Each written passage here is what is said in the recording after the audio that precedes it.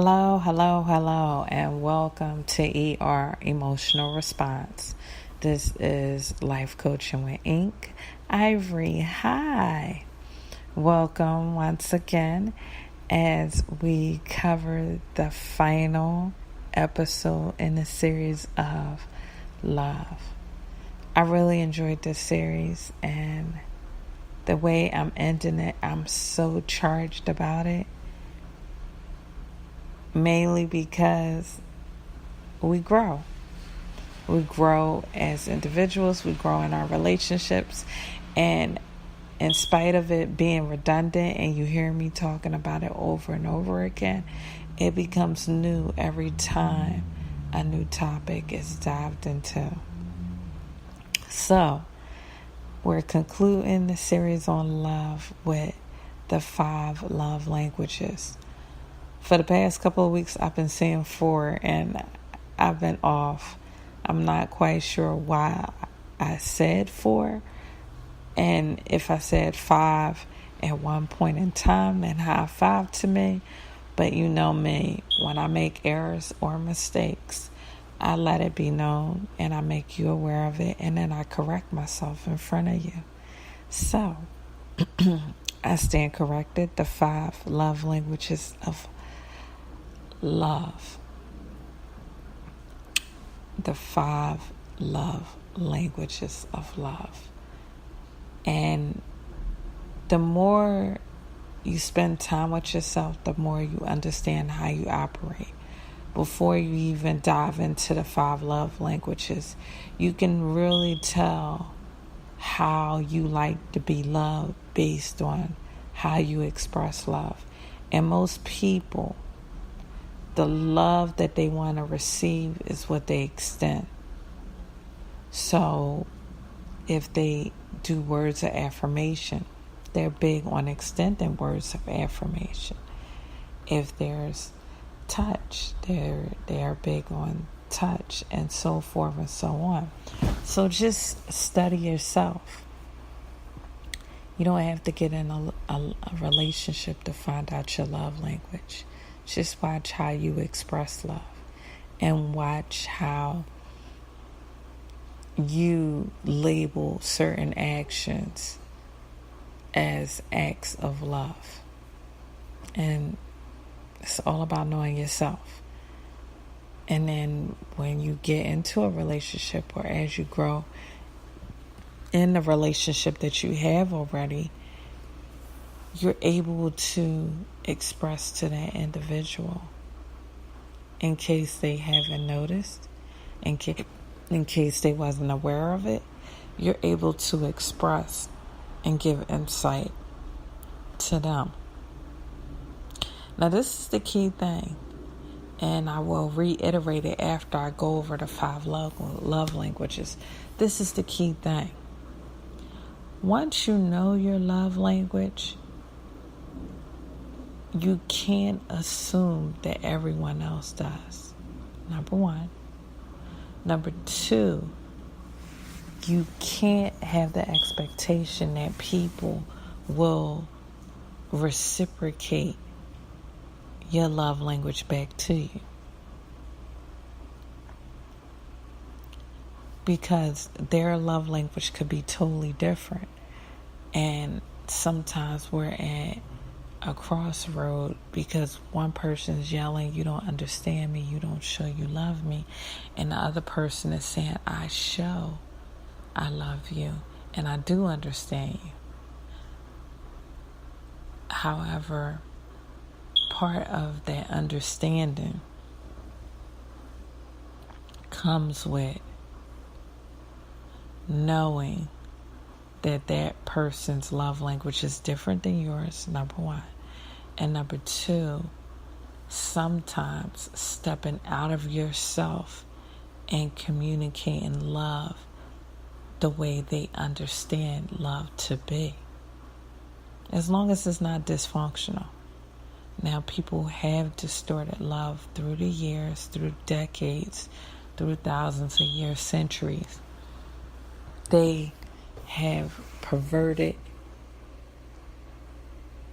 and dismantled what love really is, and it has made it very unhealthy, unproductive, morally insane, and has confused many people. Some people look at love and they feel that unless sex is involved, then love is not involved. If sex is involved, then love is involved. And so when you look at that, you have to understand there's clear cut, again, like I said, definitions on what love is. And then it's love languages. So that you can tear down some perversions that you thought was love and it's really not. Some people have distorted love to be so many different things that it's not. And so, as you understand yourself and understand love, you are able to understand others and understand love with them.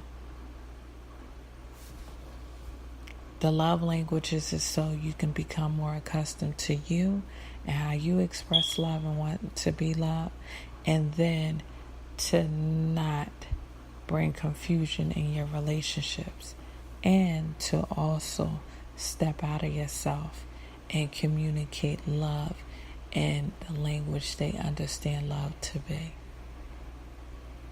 Very key. Very, very, very key. Because as long as it's comfortable for humans, we tend to think that it's fine. But if you want to grow in your relationships, your romantic, your marriage, your significant other, your committed relationships, as long as you want to grow in them, you have to understand life through your partner's lens, and sometimes convey life through their lens, and not be so self-absorbed into thinking, well, it's either my way or the highway. No, you're in this relationship with another person, and their love language might be totally opposite of yours, where you're not used to it and you don't understand it. Learn to understand it, number one. And number two, just because you're not used to it, that don't mean it's okay to fall back away from it.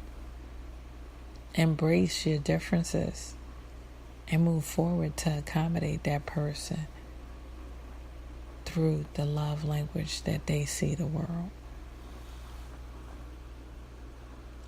So let's talk about the love languages. The 5 love languages is, number 1, words of affirmation. Number 2, quality time. Number 3, receiving gifts. Number 4, acts of service. And number 5, physical touch.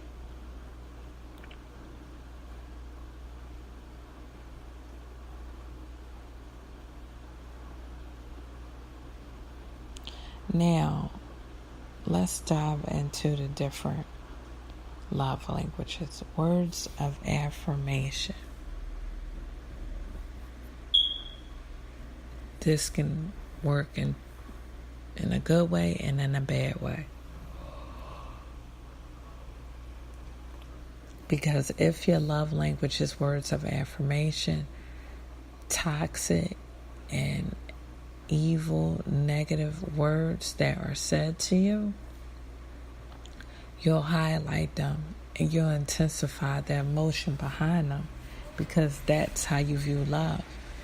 And when people are expressing themselves in harsh ways when it comes to words of affirmation, and you feel like you're verbally attacked, it's to bring to the attention of that person, you can't handle violent words the way others can.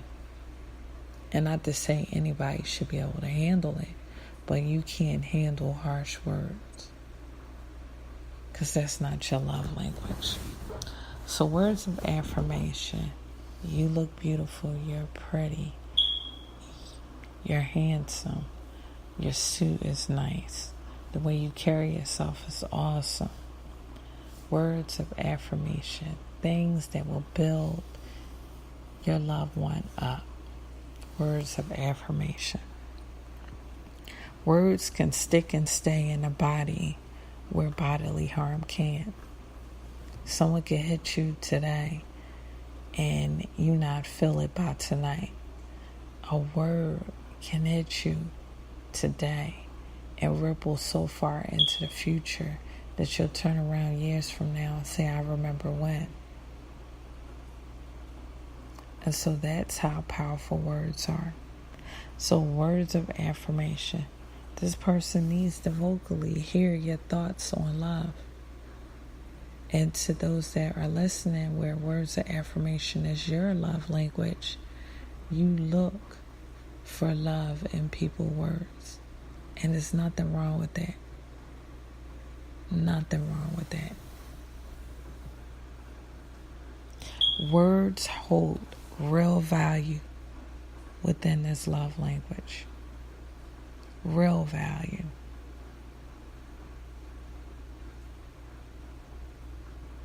So,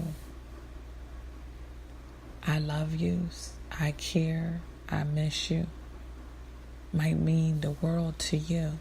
Compared to others, it might be looked at as a nicely gesture. As a nice gesture, not nicely, as a nice gesture. Words of affirmation.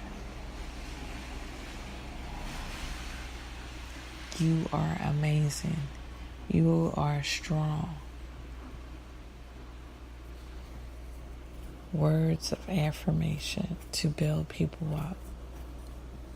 And to know that when you have words of affirmation as your love language, negative or insulting comments cut deep. They really do. And you can't do nothing about retracting people's words, because it's like toothpaste. Once you squeeze it out the tube, it's no tucking it back in. And that's how words are. What's expressed into the world and it comes out, regardless whether you meant it or not, is there. Now what you do within the next couple of hours or years after it's said is key. Words of affirmation. Number 2, quality time. Quality time. Sitting watching TV with the person means everything to you. Sitting watching a movie, going out to eat,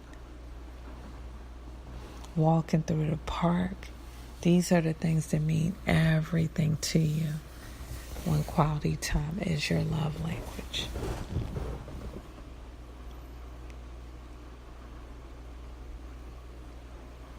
And might I add, when it comes to love languages, there are 2 strong suits within each individual.